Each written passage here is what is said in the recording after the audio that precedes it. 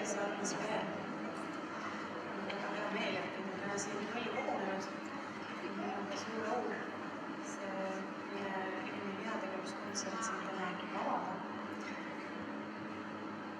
Kui heategevuskontserdi korraldajad tulid minu juurde selle jutuga, et oleks vaja üks ühine laul, mida lapsed saaksid kaasa laulda ja oleks parem veel, kui see oleks vägilaul, et keegi laulab eest ja teised saavad järele laulda, siis juhtus selline lugu, et meie juurde tuligi üks laul ja minul ei olnud midagi muud vaja teha, kui see üles kirjutada.